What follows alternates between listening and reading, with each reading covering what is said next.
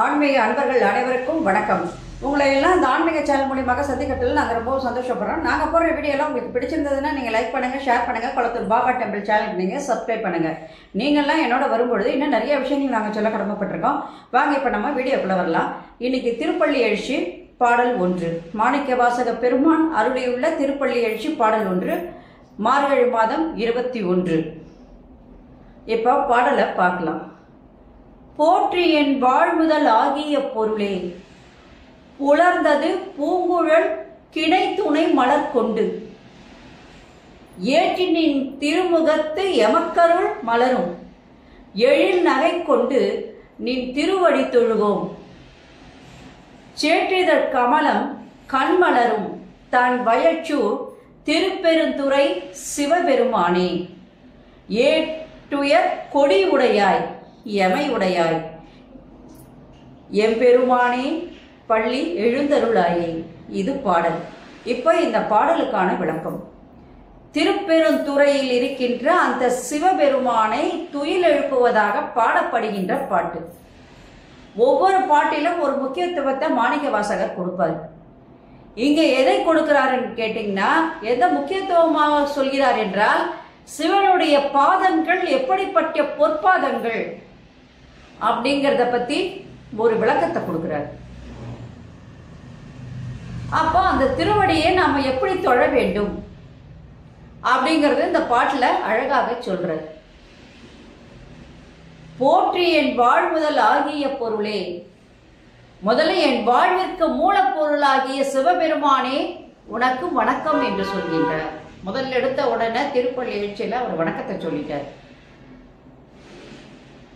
புலர்ந்தது பூங்குழல் கிணை துணை மலர் கொண்டு, ஏற்றினின் திருமுகத்து எமக்கருள் மலரும் அப்படின்னு சொல்லும் பொழுது, பொழுது புலர்ந்து விட்டது.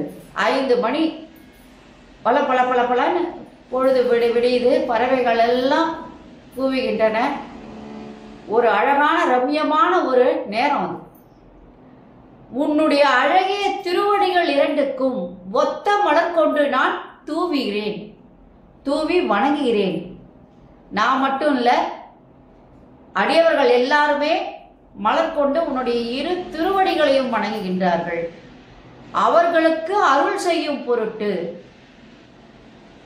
எழில் நகை கொண்டு நீ திருவடி தொழுகோ, உன் திருமுகத்தில் மலர்கின்ற அழகிய புன்னகையை எங்கள் உள்ளத்தில் நிறுத்தி உன்னுடைய திருவடியை வணங்குகிறோம் என்று சொல்கிறார். அந்த காத்தால நேரத்துல சிவபெருமானுடைய புன்னகையான ஒரு முகத்தை நாங்க என்னுடைய நெஞ்சில் நிறுத்துகின்றோம். இறைவன் எங்க இருக்கான்னு கேட்டா நம்ம ஹார்ட்டுக்குள்ளதான் இருக்கார்.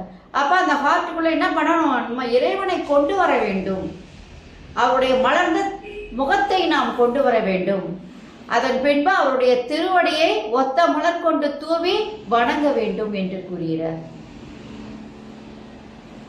சேற்றிதழ் கமலம் நின் மலரும் தன் பயச்சூர் திருப்பெருந்துறை சிவபெருமானே,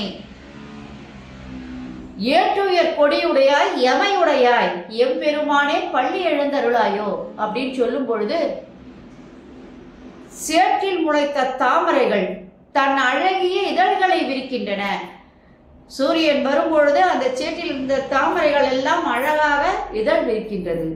அந்த காட்சியை பார்க்கணும்னா ரொம்ப ரம்யமா இருக்கும். குளிர்ந்த வயல்கள் சூழ்ந்த திருப்பெருந்துறை அமர்ந்த சிவபெருமானே, இறைவன் எத்தகைய இடத்துல இருக்காரு? அழகான ஒரு வயல் சூழ்ந்த இடத்தில், ரம்யமான இடத்தில் அந்த இறைவன் இருக்கின்றார். அதனால அந்த திருப்பெருந்துறையை சொல்லும் பொழுது அந்த வயற்காட்டை பத்தி சொல்றாரு. அந்த தாமரைகள் இதழ் விழிக்கின்ற அழகனை பற்றி சொல்கிறார்.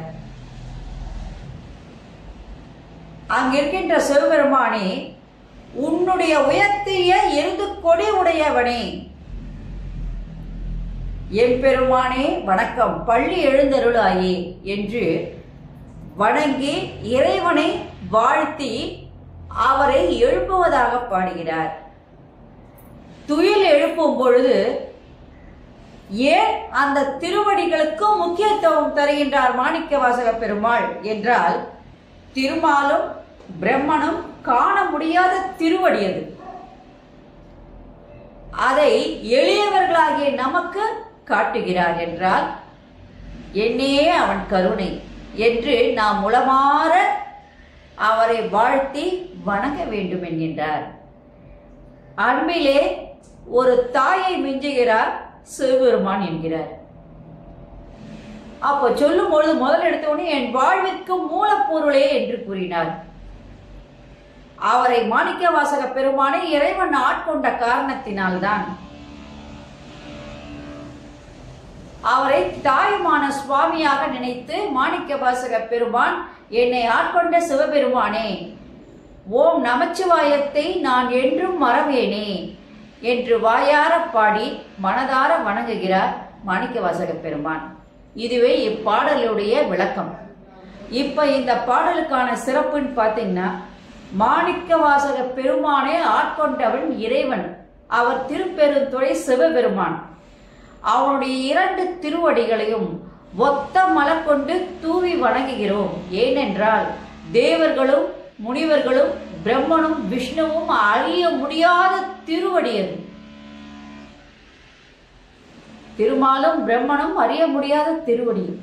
அந்த திருவடியை எளியவர்களாகிய நமக்கு காட்டி அருள் புரிய வருகின்றார் என்றால் அந்த சிவன் சாவனுடைய திருவடி போற்றத்தக்க திருவடி.